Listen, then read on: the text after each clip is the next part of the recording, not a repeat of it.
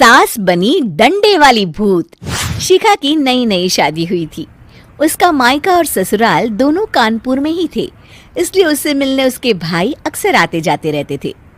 ये बात शिखा की सास मीना को बिल्कुल पसंद नहीं थी। मम्मी जी, आज राहुल भैया आ रहे हैं। कौन, तेरे चाचा का लड़का? जी मम्मी जी। अरे पर वो तो दिल्ली में रहता है ना? हाँ मम्मी जी, उन्हें कल सुबह दिल्ली के लिए निकलना है, तो वो आज मुझसे मिलते हुए कल सुबह यहीं से निकल जाएंगे। हमने तो धर्मशाला खोल रखी है ना। कुछ कहा क्या मम्मी जी? मैंने कहा हाँ हाँ, आने दे तेरे भैया को, जमकर खातिरदारी करेंगे। अब तो कुछ करना ही पड़ेगा, इससे पहले कि मेरा घर धर्मशाला बन जाए। ये कैसी बातें कर रही हो मीना? सच ही तो कह रही हूँ। अभी इसकी शादी को साल भर भी नहीं हुआ और आए दिन इसके घर वाले आ धमकते हैं। अरे तो क्या हुआ, वो इसी शहर में रहते हैं तो हाल चाल लेने आ जाते हैं। इस बार मैं उनका हाल और चाल दोनों ही बिगाड़ दूंगी। अब बहुत हो गया जी। अरे ये कैसी बातें कर रही हो, हे भगवान। बस आप तो देखते जाइए। शाम को राहुल आता है। नमस्ते आंटी, कैसे हैं आप लोग? हम लोग तो ठीक है, तुम कैसे हो बेटा? मैं भी अच्छा ही हूँ आंटी। बस आज रात के बाद नहीं रहोगे। चलिए भैया, मैं आपको हमारा घर दिखाती हूँ। रात में खाने के टेबल पर शिखा, रोहित कहीं दिखाई नहीं दे रहा। जी भैया, वो ऑफिस के काम से बाहर गए हैं, कल शाम तक आएंगे। अच्छा अच्छा। बेटा, क्या तुम भूत प्रेत में मानते हो? नहीं नहीं आंटी जी, पर अचानक आपको ये ख्याल कहाँ से आ गया? पता नहीं क्यों, कभी कभी मुझे लगता है जैसे रात के समय बैठक में कोई घूमता रहता है। ये आप क्या कह रही हैं मम्मी जी? हाँ, तुम लोग घबरा ना जाओ, इसलिए मैंने आज तक इस बारे में कुछ नहीं कहा। ये आपका वहम होगा आंटी जी, ऐसा कुछ नहीं होता। हो सकता है। चलो अब मेरा सोने का टाइम हो गया है तो चलती हूँ मैं। शिखा बेटा, राहुल के सोने की व्यवस्था वहीं दीवान पर कर देना। जी पापा जी। अब चलिए भी। अच्छा, तो बैठक में सोने वाले हैं साहबजादे। क्या बड़बड़ा रही हो? कुछ नहीं, आप सो जाइए। मीना और महेश के सोने के बाद शिखा और राहुल आपस में बात कर रहे होते हैं, तभी डोरबेल बजती है।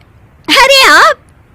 सरप्राइज! काम जल्दी खत्म हो गया तो मैं आज ही चला आया। ये तो बहुत अच्छा किया। देखिए राहुल भैया भी आए हुए हैं, आप दोनों का मिलना भी हो जाएगा। कैसे हो रोहित? मैं तो ठीक हूँ भैया। शिखा, मैं भी आज यहीं सो जाता हूँ, राहुल भैया से बातचीत भी हो जाएगी। अच्छा अच्छा, ठीक है। मीना आधी रात को उठती है, कंबल मुंह से पैर तक ओढ़ के डंडा लेके बैठक में आती है और देखती है दीवान पर चादर ओढ़े कोई लेटा हुआ है। देखो तो कैसे मजे से सो रहा है बहन के ससुराल में। मीना ताबड़तोड़ 4-5 डंडे मार देती है। अरे मर गया, अरे बचाओ बचाओ, कौन है? मीना जल्दी से अपने कमरे में भाग जाती है। हे भगवान, ये मैंने क्या किया? ये रोहित कहाँ से आ गया? लगता है ये नालायक राहुल मेहमानों वाले कमरे में सो गया होगा। आज तो इसकी खैर नहीं। उधर बैठक में, अरे क्या हुआ रोहित? मैं बाथरूम में था, तुम्हारे चिल्लाने की आवाज सुनी। पता है भैया, मैं सो रहा था, अचानक से कोई आकर मुझे डंडे मारने लगा। ये क्या कह रहे हो? लगता है तुम भी आंटी की तरह भूत प्रेत में मानते हो। नहीं नहीं भैया, सच में कोई आया था। मैं तो जा रहा हूँ मेहमानों वाले कमरे में सोने के लिए।